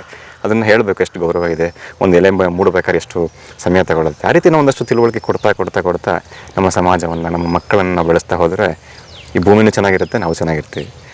ನಾವು ಚೆನ್ನಾಗಿರ್ಬೇಕು ಅಂತ ಹೋದಾಗ ನಾವು ಚೆನ್ನಾಗಿರಲ್ಲ, ಭೂಮಿನೂ ಚೆನ್ನಾಗಿಬಿಡುತ್ತೆ. ಮಾರ್ಮಿಕವಾಗಿ ಹೇಳಿದ್ರಿ, ಚೆನ್ನಾಗಿತ್ತು. ನಾವೇನು ಮಾಡ್ತಿದ್ವಿ, ನಮ್ಮ ಮೈಸೂರಿನ ಹಾರ್ಟಿಕಲ್ಚರ್ ಡಿಪಾರ್ಟ್ಮೆಂಟಿಂದ ದುಡ್ಡು ಕೊಟ್ಟು, ಅವ್ರನ್ನ ಹೇಳಿದ್ನಲ್ಲ ಪೂಜೆಗೆ ಹೋದಾಗ ಹಣ್ಣಿನ ಗಿಡ, ಹೂವಿನ ಗಿಡ ಕೊಡ್ತಿದ್ದೆ, ತರ್ತಾ ಇದ್ವಿ. ನಮ್ಮ ಭಕ್ತರು ಮತ್ತು ನಮ್ಮ ಶೈಲೇಶಣ್ಣ, ನಮ್ಮ ಈ ಒಂದು ಮರ ಬೆಳೆಸಿದ್ದಾರೆ ಉಳಿಸಿ ಅಭಿಯಾನದ ಎಲ್ಲ ರೂವಾರಿಗಳು ಯಾರಿದ್ದಾರೆ ಅವರೆಲ್ಲ ನಾವೇ ಯಾಕೆ ನರ್ಸರಿ ಮಾಡಬಾರ್ದು, ನಾವೇ ಒಂದಷ್ಟು ಬೆಳಿಬೇಕಾದ್ರೆ ನಾವೇ ನಮ್ಮ ಸ್ಕೂಲ್ ಮಕ್ಕಳುಗಳನ್ನ ಕರೆದು ಒಂದು ಆಕ್ಟಿವಿಟಿ ಮಾಡೋಣ ಅಂಥೇಳಿ ಒಂದು ಚಿಕ್ಕ ಆಕ್ಟಿವಿಟಿ ಮಾಡಿದಾಗ ಇದನ್ನು ನರ್ಸರಿ, ಸಣ್ಣದಾಗ ಒಂದು ನರ್ಸರಿ ಮಾಡಿದ್ವಿ. ಆ ನರ್ಸರಿ ಮಾಡಿದಾಗ ಒಂದಷ್ಟು ನಾವು ಹೂವು ಮತ್ತು ಹಣ್ಣಿನ ಗಿಡಗಳು ಕೊಡ್ತೀವಿ. ಆಗ ಒಂದಷ್ಟು ಹೊಂಗೆ ಗಿಡ, ಒಂದಷ್ಟು ದಾಸವಾಳ, ಒಂದಷ್ಟು ರೋಸ್ನ, ಗುಲಾಬಿ ಗಿಡಗಳನ್ನ ಮಾಡಿ ನಾವು ಇದನ್ನೇ ಭಕ್ತರಿಗೆ ದುಡ್ಡು ಕೊಡ್ತಾರ ಬದಲು ಅದೇ ದುಡ್ಡಿಗೆ ನಾವೇ ಒಂದು ಸ್ವಂತ ನರ್ಸರಿಗಳನ್ನು ಸಾವಯವ ರೂಪದಲ್ಲಿ ಬೆಳೆದು ಆ ಗಿಡಗಳನ್ನ ಕೊಡೋಣ ಅಂಥೇಳಿ ಒಂದು ಚಿಕ್ಕ ನರ್ಸರಿ ಇದು. ಒಂದು ತಿಂಗಳ ಹಿಂದೆ ಹಾಕಿರೋದು. ಒಂದು ತಿಂಗಳಿಂದ ಹಾಕಿರೋದು. ಗೊಬ್ಬರ ಏನು ಹಾಕಿಲ್ಲ, ಆದರೂ ಅದು ಪ್ರಾಕೃತಿಕವಾಗಿ ಚೆನ್ನಾಗಿ ಬೆಳೆದಿದೆ. ಒಂದು 50 ಮಕ್ಕಳು ಬಂದಿದ್ವು, ಶಾಲಾ ಮಕ್ಕಳು ಮತ್ತು ಯುವಕರು, ಸ್ಕೌಟ್ಸ್ ಆ್ಯಂಡ್ ಗೈಡ್ಸ್ ಅವರುಗಳು, ಮತ್ತು ಎಲ್ಲ ಪ್ರಕೃತಿಯ ಬಗ್ಗೆ ಪ್ರೀತಿ ಇರ್ತಕ್ಕಂಥ ಎಲ್ಲ ಸದ್ಭಕ್ತರು, ನಮ್ಮ ಅಕ್ಕಪಕ್ಕದವರೆಲ್ಲರೂ ಕೂಡ ಜೊತೆಗೂಡಿ ಒಂದು ಚಿಕ್ಕ ಕಾರ್ಯಕ್ರಮವನ್ನು ಮಾಡಿ ಮಕ್ಕಳಿಗೆ ಒಂದಷ್ಟು ತಿಳುವಳಿಕೆ ಕೊಡೋದು, ಪರಿಸರದ ಬಗ್ಗೆ ಅಂತ ಸಣ್ಣ ಸಣ್ಣ ಕಾರ್ಯಕ್ರಮಗಳನ್ನ ಮಾಡಿ ಅವಾಗ ಇದನ್ನ ಮಾಡಿದ್ದು. ಹಾಗಾಗಿ ಇದೇ ಇವಾಗ ನೆಕ್ಸ್ಟ್ ನಮ್ಮ ಭಕ್ತರ ಮನೆಗಳಲ್ಲಿ ಅಲ್ಲಿ ಅಲ್ಲಿಂದ ಅಲ್ಲಿಗೆ ಹೋಯ್ತು. ಮಕ್ಕಳಿಂದ ಶುರುವಾಗಿ ಈಗ next ಭಕ್ತರ ಮನೆಗೆ ಹೋಗುತ್ತೆ. ಅದ್ಭುತ. ಒಂದು ಸಣ್ಣ ಪ್ರಯತ್ನ ಭಕ್ತರಲ್ಲಿ ಪ್ರಕೃತಿಯ ಬಗ್ಗೆ ಒಂದಷ್ಟು ಅರಿವನ್ನು ಮೂಡಿಸುವಂತಹ ವ್ಯವಸ್ಥೆಗೋಸ್ಕರ ಒಂದಷ್ಟು ಬಂದಿದ್ದಾವೆ, ಇನ್ನೊಂದಷ್ಟು ಮೊಳಕೆ ಬಂದಿದ್ದಾವೆ. ಅಂದಾಜು ಒಂದು ಎಷ್ಟು ಸಾವಿರ ಗಿಡ ನೆಟ್ಟಿರ್ಬೋದು ನೀವು? ಇವಾಗ 1,000-2,000 ನೆಟ್ಟಿರ್ಬೋದು ಸರ್, ಇಡೀ ತಾಲೂಕಿನಾದ್ಯಂತ. ಅಭಿಯಾನ ಅದು ಹಂಗೆ ಮುಂದುವರಿತಾನೆ ಇರುತ್ತೆ. ನಾವು ಹೆಂಗೆ ಪ್ಲಾನ್ ಮಾಡಿದ ಒಂದು 100 ದಿನ ನಾವು ಮರಗಳನ್ನ ನೆಡೋ ಪ್ರಯತ್ನ. ಯಾಕಂದ್ರೆ ಇವಾಗ ಒಳ್ಳೆ ಮಳೆಗಾಲ ಇದೆ, ಚೆನ್ನಾಗಿ ನಾವು ನೀರು ಹಾಕೋದಕ್ಕಿಂತ ಹೆಚ್ಚಾಗಿ ಭೂಮಿ ತಾಯಿಯ ಇದಕ್ಕೆ ಮಳೆ ನೀರು ಭಾಳ ಚೆನ್ನಾಗಿ ಹಿಂಗುತ್ತೆ. ಹಾಗಾಗಿ ಈ ಸಮಯದಲ್ಲಿ ಸೆಪ್ಟೆಂಬರ್ 1 ತನಕ ನಾವು ಒಂದಷ್ಟು ಗಿಡಗಳನ್ನ ನಡೆಸಿ ಅದರ ನಂತರ ಬೇರೆ ಬೇರೆ ಬೇರೆ ಆಲೋಚನೆಗಳಿದ್ದಾವೆ, ಹೇಗೆ ಮಾಡಬೇಕು, ಏನು ಮಾಡ್ಬೋದು ಅಂತ. ಈಗ ಪ್ಲಾಸ್ಟಿಕ್ಕಿನ ಬಳಕೆ ಬಹಳ ಹೆಚ್ಚಾಗ್ತಾ ಇದೆ, ಪ್ಲಾಸ್ಟಿಕ್ಕಿನಿಂದ ನಮಗೆ ಪ್ರಕೃತಿಗೆ ಬಹಳ ಹಾನಿ ಆಗ್ತಾ ಇದೆ, ಅದ್ರ ಬಗ್ಗೆ ಒಂದಷ್ಟು ಅವೇರ್ನೆಸ್ ಮೂಡಿಸೋ ಪ್ರಯತ್ನ, ಈ ರೀತಿ ಚಿಂತನೆಗಳು ನಡೀತಾ ಇದೆ. ಅದನ್ನು ಕಾರ್ಯರೂಪಕ್ಕೆ ಹಂತ ಹಂತವಾಗಿ ಭಕ್ತರ ಎಲ್ಲ ಸಹೃದಯಿಗಳ ಒಂದು ಸಹಕಾರದಲ್ಲಿ ಅದನ್ನು ಮಾಡಬೇಕು ಅನ್ನೋ ಅಭಿಲಾಷೆ ಇದೆ. ನೋಡ್ಬೇಕು ಹೇಗಾಗುತ್ತೆ ಗೊತ್ತಿಲ್ಲ. ಆಗಲಿ ಆಗುತ್ತೆ. ನಮ್ಮ ಮಠಕ್ಕೆ ಒಂದು ಅರಿವಿನ ದಾಸೋಹ ಭವನ ಅಂತ ಒಂದು ಅರಿವಿನ ದಾಸೋಹ ಭವನ ಅಂತ ನಮ್ಮಲ್ಲಿ ದಾಸೋಹ ಭವನ ಕಾಮನ್ನು.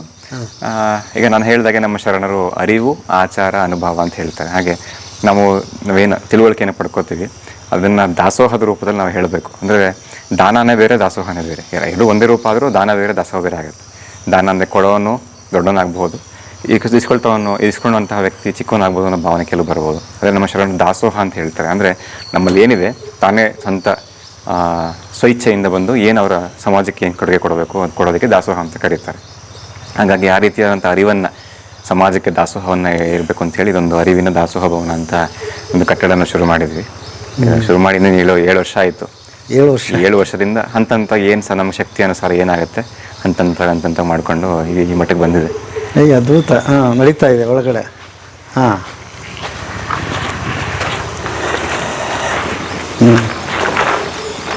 ಓಹೋ, ದೊಡ್ಡದಾಗಿದೆ. ಯಾಕಂದರೆ ನಮಗೆ ಜಾಗದ ಅವಶ್ಯಕತೆ ಇದೆ. ಈಗ ನಾವು ಕೃಷಿ ಬಗ್ಗೆ ಆಗಲಿ ಏನೇ ಒಂದು ವಿಚಾರಗಳನ್ನು ಮಾಡ್ಬೇಕಾದ್ರೆ ನಾವು ಒಂದಷ್ಟು ಜನ ಸೇರಿಸ್ಬೇಕಾದ್ರೆ ಒಂದು ಜಾಗ ಬೇಕಿತ್ತು. ಹಾಗಾಗಿ ಈ ಒಂದು ಕಟ್ಟಡನ ಶುರು ಮಾಡಿದ್ವಿ. 7 ವರ್ಷ ಆಗಿದೆ. ಹಂತಕ್ಕೆ ಬಂದಿದೆ. ಇನ್ನು ಸ್ವಲ್ಪ ಕೆಲಸಗಳು ಬಾಕಿ ಇದೆ, ಅದನ್ನೆಲ್ಲ ಮುಗಿಸ್ಬೇಕು. ಇಲ್ಲಿ ಪ್ರತಿ ತಿಂಗಳು ನಮ್ಮಲ್ಲಿ ಅಮಾವಾಸ್ಯೆ ಕಾರ್ಯಕ್ರಮ ಅಂತ ಮಾಡ್ತೀವಿ. ಮೊದಲು ಪ್ರಸಾದ ಪೂಜೆ ಇಷ್ಟಕ್ಕೆ ಸೀಮಿತ ಇತ್ತು ಶುರು ಮಾಡಿದಾಗ. ಆಮೇಲೆ ಇಷ್ಟಕ್ಕೆ ಸೀಮಿತ ಆಗಬಾರ್ದು, ತಿಳುವಳಿಕೆ, ನಾವು ಹೊಟ್ಟೆಯ ಪ್ರಸಾದದ ಜೊತೆಗೆ ನತ್ತಿಯ ಪ್ರಸಾದವನ್ನು ನಾವು ಕೊಡೋ ಪ್ರಯತ್ನ ಮಾಡಬೇಕು ಅಂತೇಳಿ ಮಠದಲ್ಲಿ ಪ್ರತಿ ತಿಂಗಳು ಅಮಾವಾಸ್ಯೆ ಕಾರ್ಯಕ್ರಮ ನಡೆಯುತ್ತೆ. ಒಂದು 500-1000 ಜನ, 1500 ಜನ ಭಕ್ತರ ಅಕ್ಕಪಕ್ಕದ ಗ್ರಾಮಸ್ಥರೆಲ್ಲ ಬರ್ತಾರೆ. ಅವ್ರಿಗೆ ಇಲ್ಲಿ ಪ್ರಸಾದ ವಿನಿಯೋಗ ಆಗುತ್ತೆ. ನಮ್ಮ ಮಠದ ಆವರಣ ಇದೆಯಲ್ಲ ಅಲ್ಲಿ ಜ್ಞಾನ ದಾಸೋಹ ಆಗುತ್ತೆ. ಅಲ್ಲಿ ಇದು ಕಂಪ್ಲೀಟ್ ಆದಾಗ ಇಲ್ಲೇ ಎಲ್ಲ ಆಗುತ್ತೆ. ಇದು ಇನ್ನೂ ಆಗದೇ ಇರೋ ಕಾರಣಕ್ಕೆ ಜ್ಞಾನದ ದಾಸೋಹ ಅಲ್ಲಿ, ಪ್ರಸಾರದ ದಾಸೋಹ ಇಲ್ಲಿ ಮಾಡ್ತಾ ಇದ್ದೀವಿ. ಆಗಲಿ.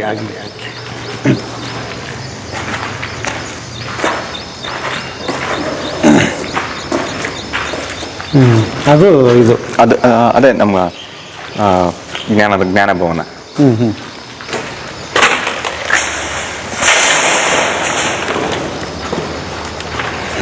ಓಕೆ.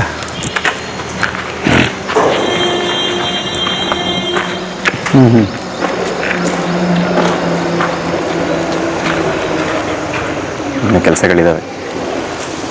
ನಡೀಲಿ. ಎಲ್ಲ ಭಕ್ತರು ಏನಾದರೂ ಇಲ್ಲಿ ದೇಣಿಗೆ ಕೊಡಬೇಕಾದ್ರೆ ಹೇಗೆ? ಭಕ್ತರು ಖಂಡಿತವಾಗಿ ಭಕ್ತರ ಸಹಕಾರ ಅಕ್ಕಪಕ್ಕದ ಎಲ್ಲ ಗ್ರಾಮಸ್ಥರ ಸಹಕಾರ ಇದೆ.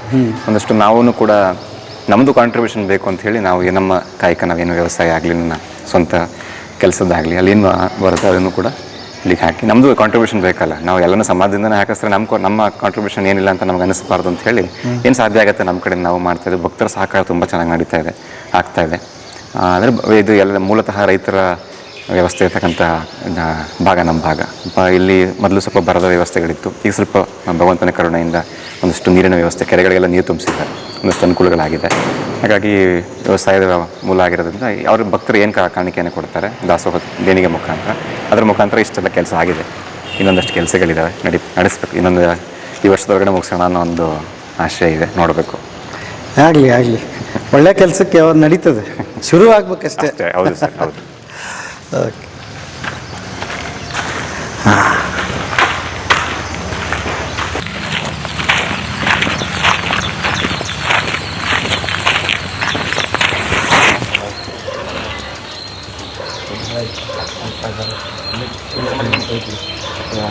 ಬುದ್ಧಿ ಏನು ಬುದ್ಧಿ ಇದೆ? ಇದು ನಮ್ಮ ಮೂಲತಃ ನಾವು ಮಠದ ದನದ ಕೊಟ್ಟಿಗೆ ಇದು. ದನದ ಕೊಟ್ಟಿಗೆ. ಇಲ್ಲಿ ಒಂದು 30 ಎಮ್ಮೆ, ಹಾಂ, ಒಂದು 5-6 ರಾಸು ಎತ್ತುಗಳು, ಜೋಡ ಎತ್ತುಗಳು ಓ ಎಲ್ಲ ಇಲ್ಲಿ ನಮ್ಮ ಗುರುಗಳು ಸಾಕ್ತಾ ಇದ್ರು. ಈಗ ನಮ್ಮ ಮಠದ ಕಾರ್ಯಕ್ರಮ ಪ್ರತಿ ತಿಂಗಳು ಆಗುತ್ತಲ್ಲ, ಊಟದ ಪ್ರಸಾದಕ್ಕೆ ಸಮಸ್ಯೆ ಆಗ್ತಿತ್ತು. ಹಾಗಾಗಿ ದನಗಳನ್ನ ಮುಂದೆ ಕಟ್ಟಿಕೊಂಡು ಇಲ್ಲಿ ಇದನ್ನೇ ಪೂರ್ತಿ ಊಟದಲ್ಲಿ ಮಾಡ್ಬಿಟ್ಟಿದ್ವಿ, ಪ್ರಸಾದನೆ ಮಾಡ್ಬಿಟ್ಟಿದ್ದೀವಿ. ಓ ಚೆನ್ನಾಗಿದೆ ಇದು. ಇದು ಏನಿಲ್ಲ ಅಡುಗೆ ಮನೆ, ಅಡುಗೆ ಮಾಡ್ತಿದ್ರನ ಇಲ್ಲಿ? ಹಾಂ, ದಾಸೋಹಕ್ಕೆ ಪ್ರಸಾದಕ್ಕೆ ಇಲ್ಲಿ. ಹಾಂ. ಈಗಲೂ ಬಳಸ್ತೀರಿ ಇದು? ಹಾಂ, ಬಳಸ್ತೀವಿ. ಪ್ರತಿ ತಿಂಗಳು ಒಂದು 500ರಿಂದ 1000 ಜನ ಪ್ರಸಾದಕ್ಕೆ ಇಲ್ಲಿ ವ್ಯವಸ್ಥೆ ಮಾಡ್ತಾರೆ. ಅದು ಕಲ್ಲಿನ ಕಂಬಗಳೇ. ಬಹಳ ಕಷ್ಟ ಬಿದ್ದು ಕಟ್ಟಿದ್ದಾರೆ ಇದನ್ನೆಲ್ಲ, ಶಾಸ್ತ್ರದ ಉಳಿಲಿಕ್ಕೆ. ನಾವೀಗ ಕಟ್ಟೋದು 20 ವರ್ಷದ ಮೇಲೆ ಪುನಃ ನಾವು ರಿಪೇರಿ ಮಾಡಲೇಬೇಕಾದಂಥ ಪರಿಸ್ಥಿತಿ ಬಂದಿದ್ದಾವೆ. ನಾವು ಕಟ್ಟೋ ಇಷ್ಟು ಗಟ್ಟಿ ಆಗಿರಲ್ಲ. ಖಂಡಿತ ಬರಲ್ಲ. ಇದೇ ಅವ್ರು ಕೊಟ್ಟಿರ್ತಕ್ಕಂಥ ಆಸ್ತಿ ನಮ್ಗೆ, ನಾವು ಮಾಡೋದ ಆಸ್ತಿ ಅಲ್ಲ. ಅವ್ರು ಏನು ಉಳಿಸ್ಕೊಟ್ಟಿದ್ದಾರೆ ನಮ್ಗೆ, ಅದನ್ನೇ ನಾವು ಕಾಪಾಡೋದು, ಅದೊಂದು ದೊಡ್ಡ ಆಸ್ತಿ ನಮ್ಗೆ. ನಿಜ. ಈಗ ನಾವು ಕೋಟಿ ಖರ್ಚು ಮಾಡ್ಬೋದು, ಈ ತರದ ಕಟ್ಟಡ ಕಟ್ಟಾಗ ಈ ತರ ಕಲ್ಲಿನಲ್ಲಿ ಕೆಲಸ ಮಾಡಿಸ್ಬೇಕಾದ್ರೆ ಅಷ್ಟು ಸುಲಭ ಅಲ್ಲ.